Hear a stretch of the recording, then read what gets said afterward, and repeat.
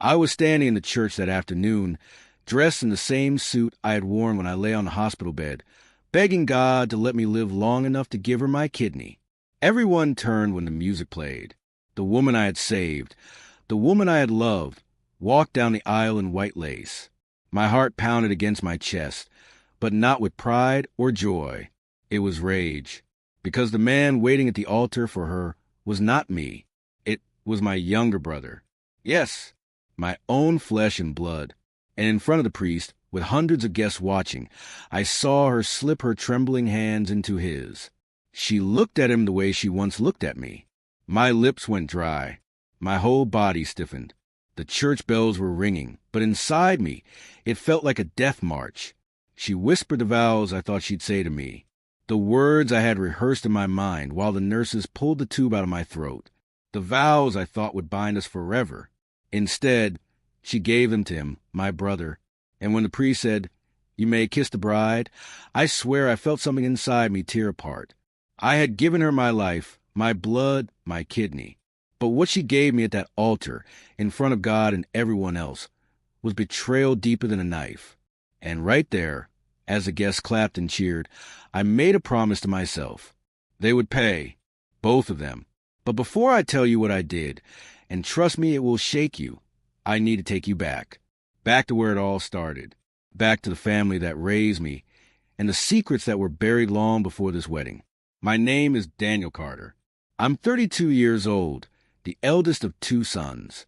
My brother's name is Jason, 5 years younger than me, always a golden boy in everyone's eyes. Our parents, Richard and Elaine Carter, built their lives in a quiet town in Ohio. Dad was a retired cop. Mom ran a small bakery. From the outside, we looked perfect. But behind those walls, things were never truly simple. I was a quiet one, the one who carried everyone's burdens. Jason was a star, the athlete, the charming one, the kid who could never do wrong. Even when he did, people forgave him. I envied him at times, but I loved him. He was my little brother.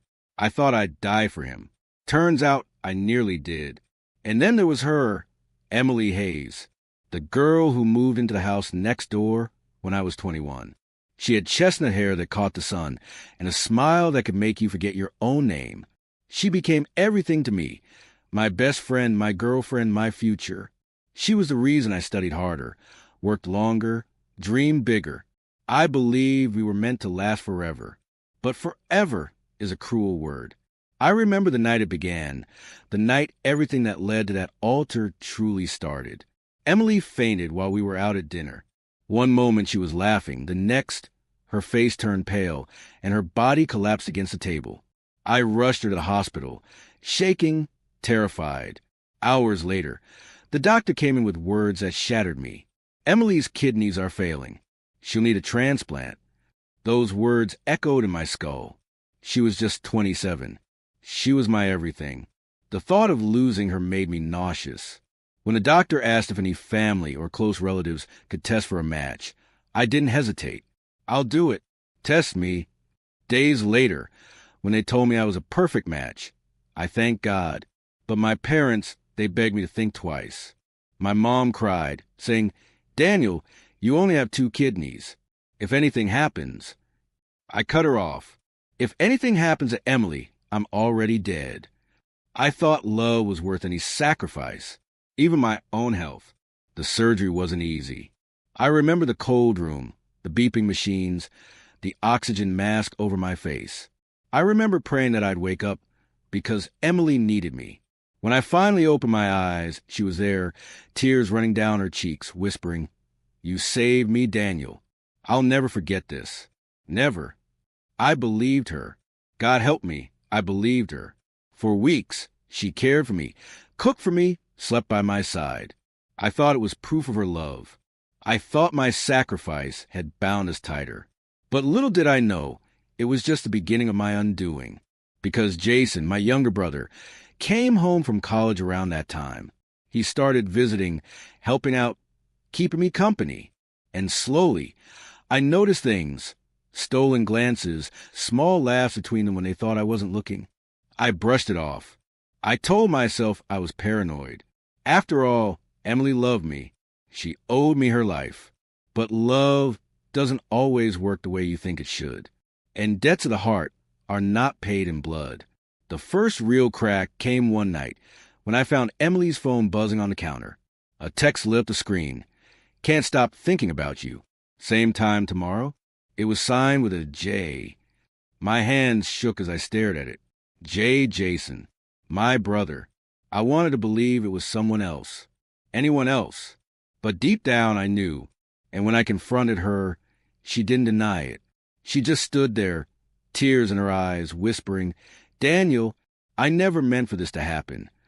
My whole world crumbled. But that wasn't the end. That was only the start. Because betrayal has layers. It festers. It grows. And what they did to me afterward makes what I've told you so far feel like child's play. And it all led to one night. A night with flashing police sirens, blood on my hands, and the sound of cell doors slamming shut. But I'll get there. For now, let me tell you what happened after I saw that text. The night I saw that text, my world split in half. I sat in the kitchen, phone clutched in my trembling hand, staring at the message again and again, as if the words would somehow rearrange themselves and give me another truth. But they didn't. Can't stop thinking about you. Same time tomorrow? Jay, my little brother. The one I raised like a shadow when Dad was busy working double shifts and Mom was too tired to stay awake. The one I taught to ride a bike, to throw a football, to stand up to bullies. Jason, the boy I defended all my life, and the woman whose life I saved with my kidney, was betraying me with him. I felt my chest tightening. My stitches from the surgery throbbed as if my body itself was revolting at the truth. I waited until Emily came out of the shower, her hair dripping water down her neck. She froze when she saw the phone in my hand. Her lips parted, but no sound came out. Say something. I whispered, my voice shaking. Her eyes filled with tears. Daniel, Don't say my name like that. Just tell me it's not what I think. But she didn't. She couldn't. The silence between us was louder than any scream. And then she finally whispered, I never wanted this to happen. I didn't plan it. Jason and I, we just... My hand slammed against the table. You just what? Fell into bed? While I was lying here with half my body cut open for you. She sobbed. It wasn't about that.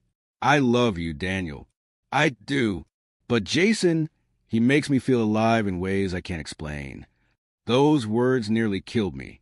I stumbled back, gripping my side, staring at her like she was a stranger.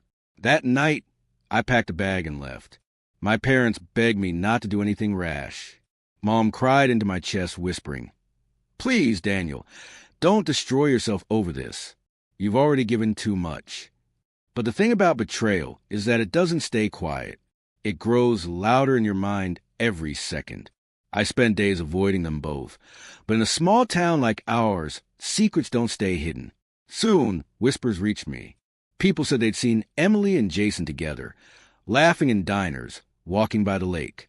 Like they weren't even trying to hide it. Like I was the fool in a circus they were performing for.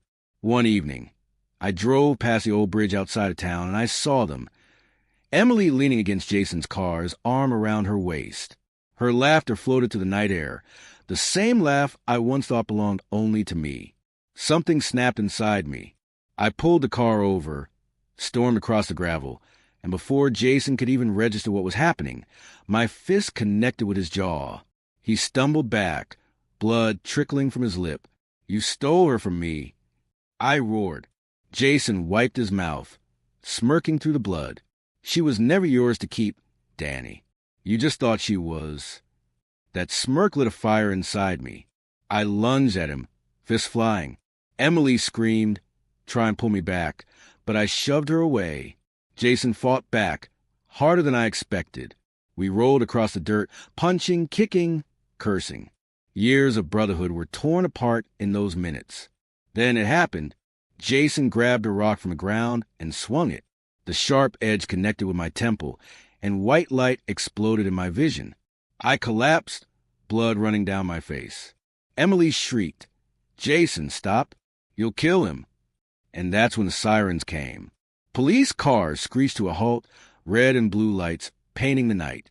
Hands yanked me up, cold cuffs biting into my wrists. I screamed. It was him. He attacked me. But Jason, clutching his jaw and playing the victim, told him I had ambushed him, that I couldn't accept the truth about him and Emily. The officers looked between us, then shoved me into the back of the car. The next morning, I was sitting in a holding cell, the metallic taste of dried blood still in my mouth. My father came to see me, his face a storm of fury and disappointment. "Daniel," he hissed, gripping the bars. "Do you know what you've done? Jason says you attacked him unprovoked. He's filing charges." My head spun. "Dad, you know me. You know I'd never." But he cut me off. "All I know is my sons are trying to kill each other over a woman. And you, Daniel, I don't even recognize you anymore." The trial came quickly. In court, Jason sat there with Emily beside him, her hand in his.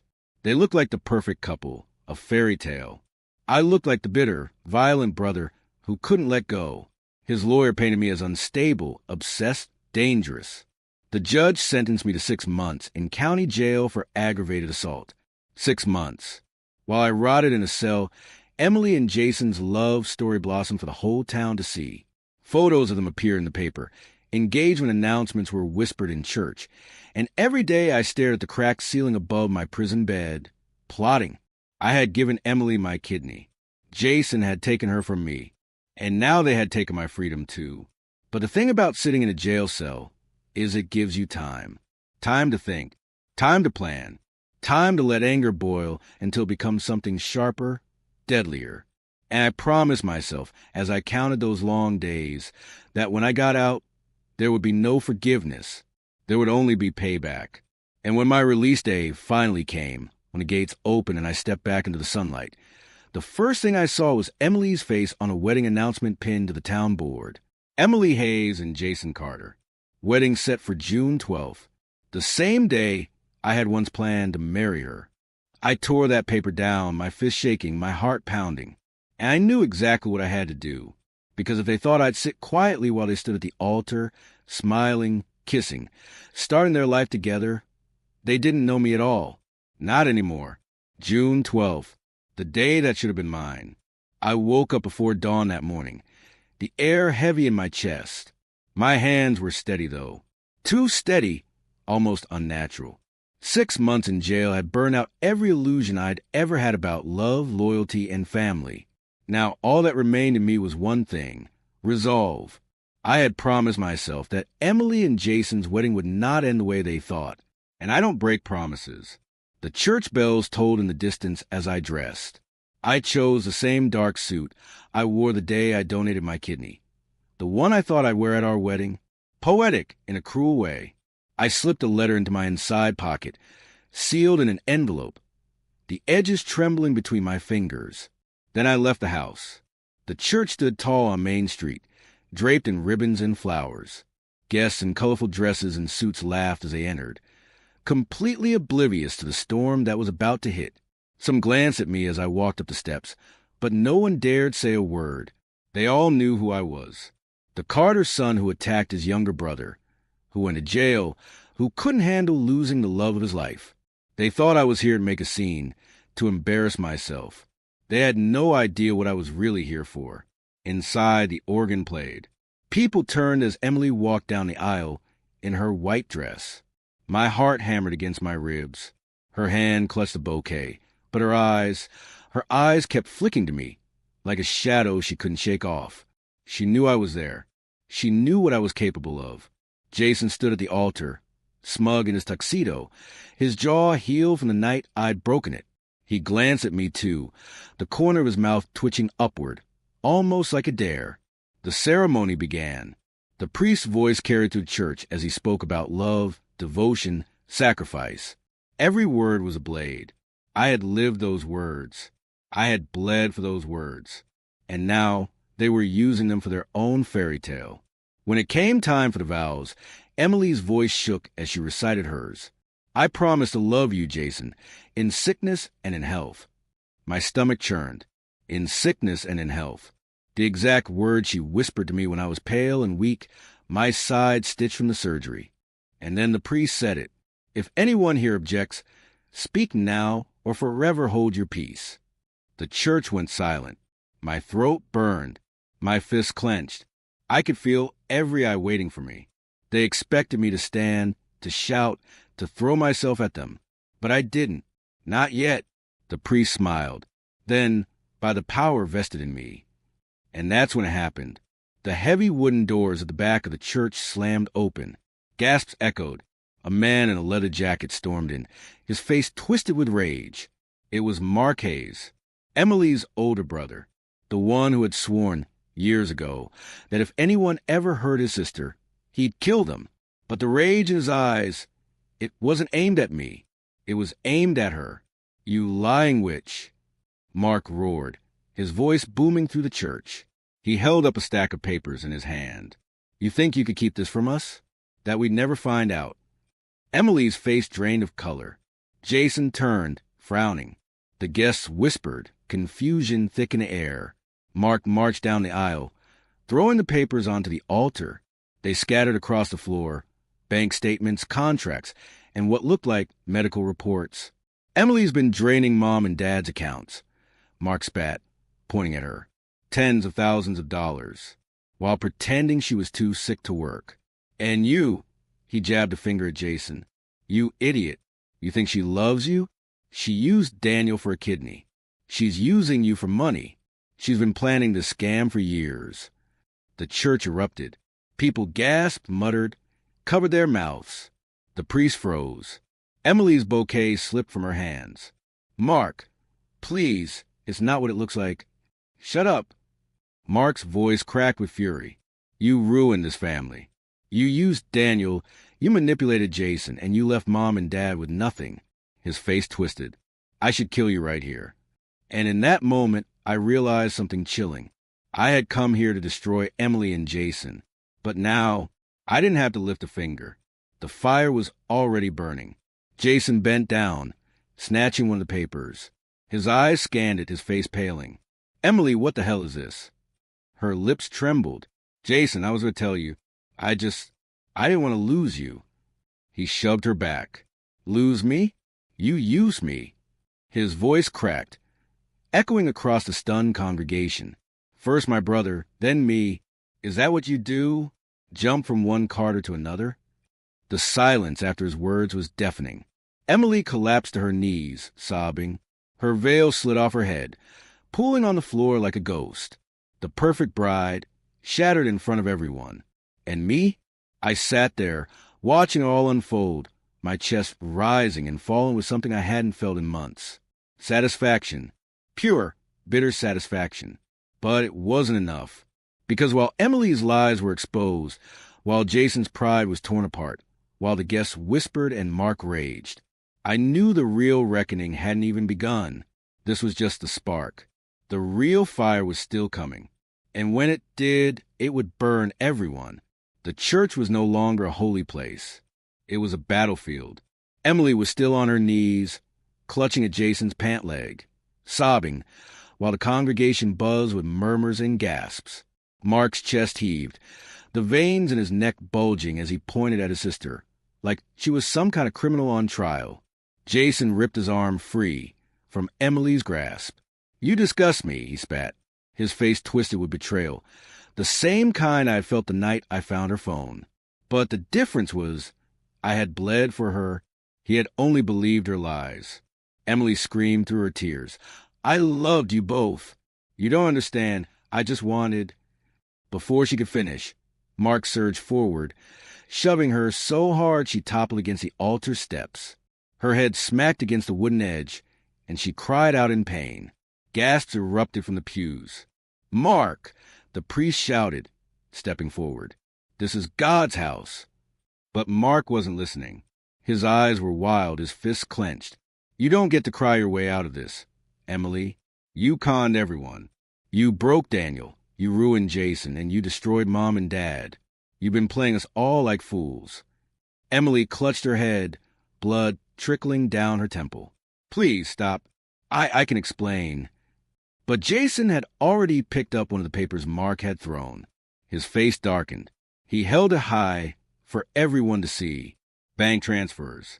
Thousands of dollars straight into Emily's private account. She drained our parents' savings. Gasps rippled through the crowd. My mother, sitting in the second pew, covered her face and sobbed into my father's shoulder. And in that moment, Jason snapped. He grabbed Emily by the arm, yanking her up to her feet. You were going to marry me while stealing from my family? His voice cracked, rage tearing through him. You're nothing but a parasite. Emily screamed, tried to wrench free. Jason, please. I love you. Don't you dare say that word. He shoved her again. This time, she fell back into the pew, her bouquet scattering like broken glass across the floor. And something in me, something deep, dark, and dangerous, reared up, because as much as I hated her, as much as I wanted revenge, I couldn't stand there and watch my little brother turn into me, into the man who lost control, into the man who had once left Emily sobbing in the dirt by the old bridge. I shot up from the pew. Enough! All eyes turned to me. The room fell silent, except for Emily's ragged sobs. My chest rose and fell, my fists trembling. Jason's eyes narrowed. What? You gonna defend her now, Daniel? After everything? Mark barked a bitter laugh. Of course he is. He still loves her, even after she ripped him apart. The congregation whispered, words hissing like snakes. But I wasn't speaking for love. I wasn't even speaking for Emily. I was speaking because something worse was about to happen, and I knew it. Jason's face was red, twisted. His hand shot to the inside of his jacket, and when it came back out, my stomach dropped. He had a knife, a silver blade that caught the sunlight streaming through the stained glass windows. Screams erupted. The priest backed away, hands raised. My mother shrieked from the pew, Jason, no! Jason's voice broke as tears filled his eyes. She used us both, Daniel. Don't you get it? She deserves to die for what she's done. And in that moment, I knew. If I didn't move, someone was going to leave this church in a body bag. Emily scrambled backward across the floor, her dress tearing as she sobbed. Jason, please. I never meant. But he raised a knife. I lunged forward, slamming into him just as the blade came down.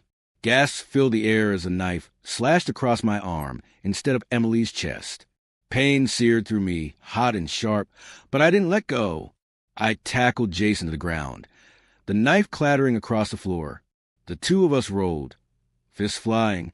Years of resentment, betrayal, and rage exploded in every punch. He landed a blow at my jaw. I returned one to his nose. Blood sprayed. The congregation screamed. The priest shouted for someone to call the police. And then it happened. Jason scrambled for the knife. His fingers brushed the handle, and mine did too. We wrestled, both of us grunting, snarling like animals. My blood dripped onto the blade, slicking it red. Then, suddenly, Jason jerked, his eyes going wide. The knife was in his stomach. Silence. The church froze. My breath caught in my throat as I stared at the blade buried in him. My hand still gripping the handle. Jason gasped, his mouth opening and closing like a fish. Blood bubbled from his lips. Emily screamed. My mother collapsed in the pew, wailing. And me? I just sat there, my hand trembling, my brother bleeding out beneath me. The doors burst open again. Police stormed in, weapons raised, shouting, "Drop the knife!" My ears rang. My vision blurred. I couldn't move, couldn't breathe. All I could do was stare at Jason's pale face, his eyes locked on mine with a look I'll never forget. Part hate, part fear, part something else. The officers ripped me back, slamming me to the floor, wrenching the knife from my hand. Cold steel pressed against my wrist as the cuffs clicked shut, and as they dragged me out of the church, the crowd parting in stunned silence. One thought echoed in my mind like a death sentence. I had just killed my brother, or so it looked, because whether Jason lived or died, my life would never be the same. The siren screamed louder than my own heartbeat. The police car sped through the streets, lights flashing. As I sat cuffed in the back seat, my shirt soaked with Jason's blood. I pressed my forehead against the cold window, my mind spinning. Had I just killed my own brother? I could still feel the knife in my hand, the hot rush of blood pouring out of him, the way his eyes locked on mine like he had something to say, but couldn't. My stomach churned, bile rising in my throat. When we reached the station, the cops dragged me inside like I was already a convicted murderer. They shoved me into an interrogation room, left me there under the flickering fluorescent light. Hours passed. My mind replayed the scene again and again, every detail sharper than a blade. Finally, the door opened. My father walked in. He looked older than I remembered, his hair grayer, his shoulders slumped. His cop instincts must have been burning inside him, torn between being a father and a man of the law. He didn't sit. He just stood there, staring at me like I was a stranger. "Jason's in surgery," he said, his voice cold. "Doctors say he might not make it." My throat tightened. "Dad, it wasn't supposed to—" "Don't!" His voice cracked like a whip. "Don't you dare. I raised you better than this. You were supposed to protect him. Daniel. Not put a knife in his gut." I shook my head desperately. "It wasn't like that. He came at Emily with the knife. I stopped him. We fought over it. It went in by accident." Dad slammed his fist against the table. "You expect me to believe that? You hated him. You told me in jail you wanted revenge." My mouth opened, but no words came. He was right. I had wanted revenge. I had dreamed of it, planned it. The only thing I hadn't planned was killing my brother. Dad's eyes burned into mine.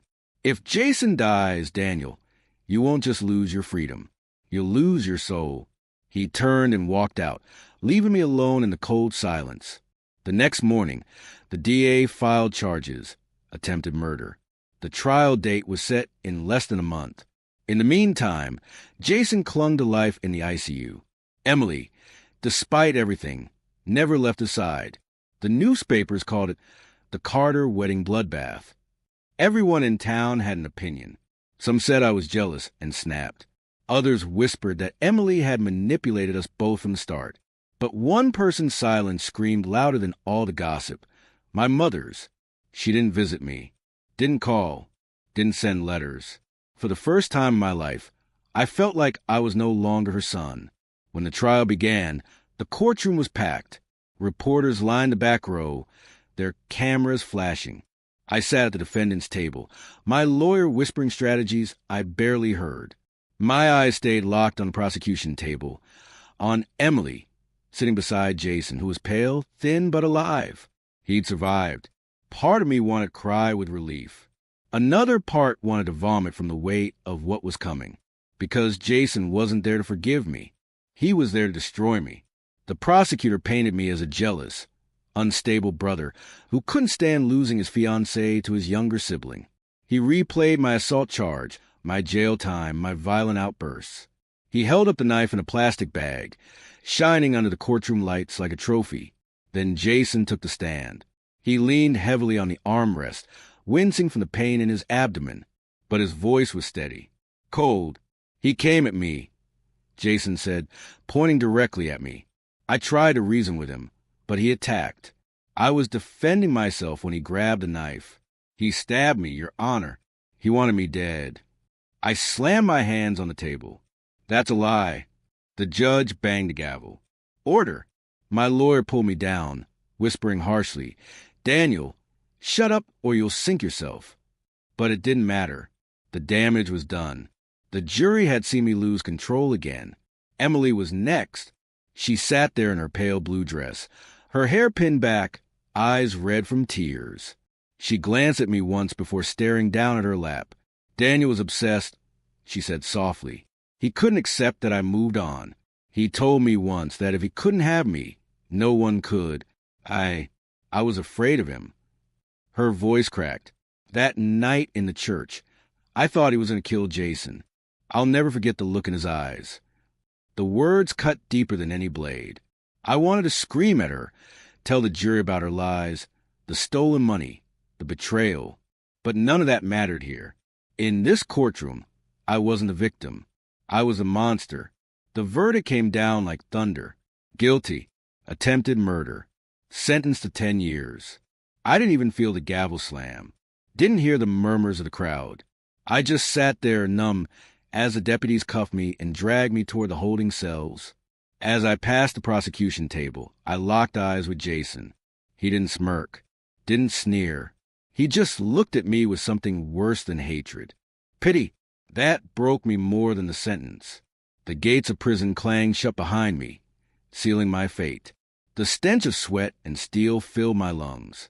The guard shoved me into my cell, the door clanging like a coffin lid. And that's when I found it.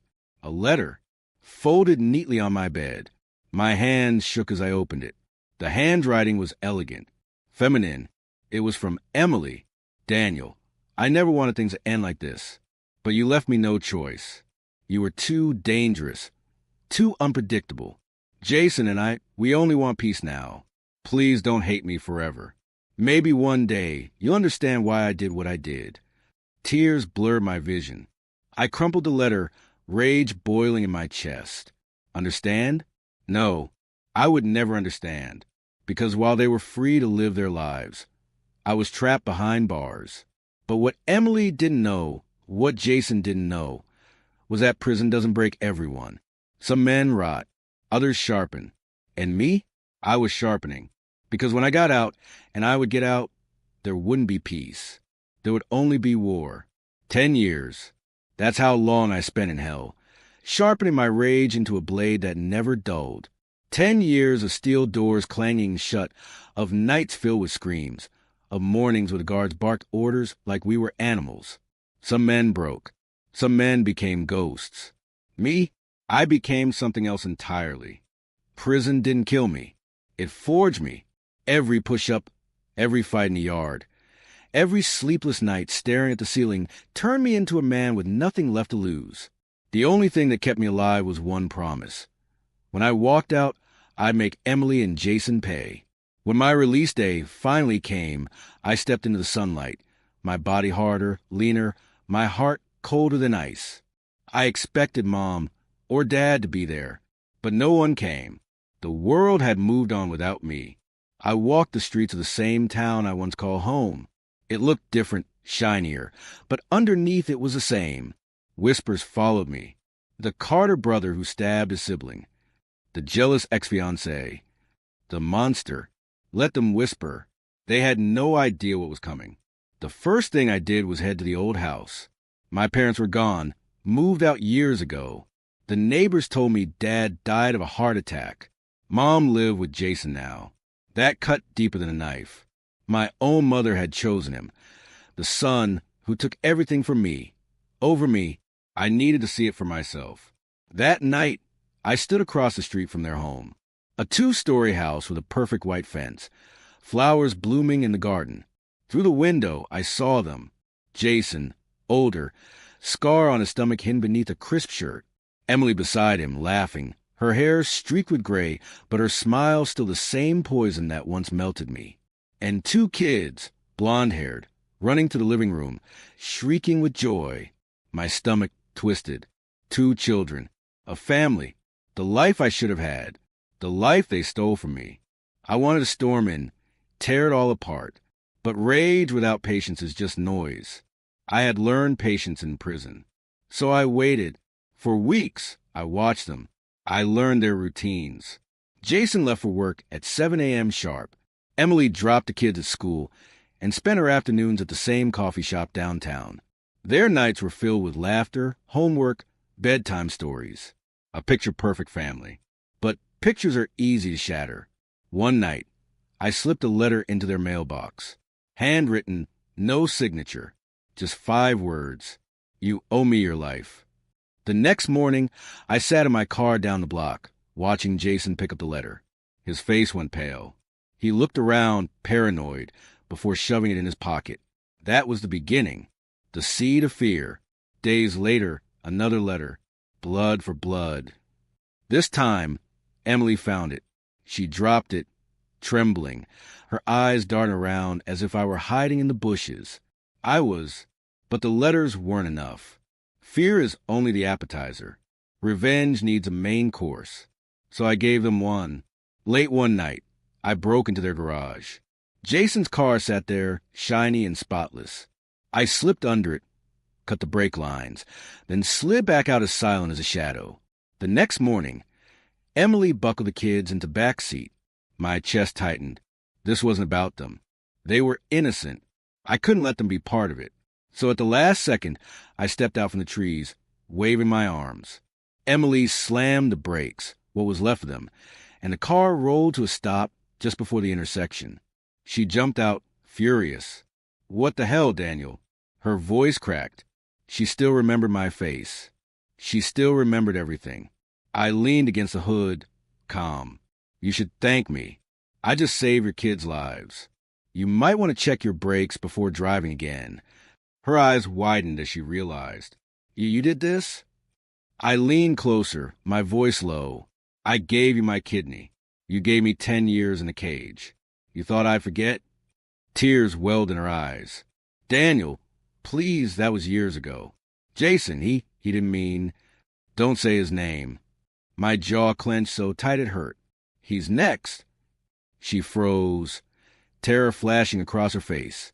For the first time, Emily wasn't in control, and I loved it. That night, Jason came to find me. He waited outside the old bar at the edge of town. His face was hard, older, but his eyes still carried that same pity I hated. "You've had your fun," he said, voice steady. "Enough's enough. Stay away from my family." I laughed in his face. "Your family? That was supposed to be my family. You stole everything from me, Jason. First Emily, then Mom, then 10 years of my life." He stepped closer, jaw clenched. "You stabbed me. You nearly killed me. You think you can twist that into my fault." I leaned in until our foreheads almost touched. "You shouldn't have lived." And that's when it exploded. Jason swung first, his fist cracking against my jaw. I stumbled back, then came at him, years of rage fueling every punch. We tore through the alley like animals, blood flying, teeth cracking. This wasn't two brothers fighting. This was war. At some point, Jason grabbed a broken bottle from the ground. He swung it, slicing across my arm. I roared, tackling him into the wall. The bottle shattered, glass raining down. I pressed my forearm against his throat, pinning him. "You took my life." I screamed, blood dripping down my face. His lips curled into a snarl. "Then end it. Do it." My breath came in ragged gasps. My hand tightened around a jagged piece of glass. One stab. That's all it would take. But then I heard it. "Daddy." A small voice. "Hi," trembling. We both froze. His kid stood at the end of the alley, eyes wide with terror. Emily behind them, tears streaming down her face. Jason's chest heaved beneath me. His eyes locked on mine, no longer full of hate, just pleading. "Don't let them see this," he whispered. And for the first time in 10 years, I hesitated, because in their eyes, those innocent, terrified eyes, I saw myself. The boy I used to be, the brother who once protected instead of destroyed. My hand shook. The glass slipped from my grip, clattering to the ground. I staggered back, blood dripping onto the pavement. Emily rushed forward, pulling the kids behind her. Jason coughed, clutching his throat, staring at me with a mix of relief and sorrow.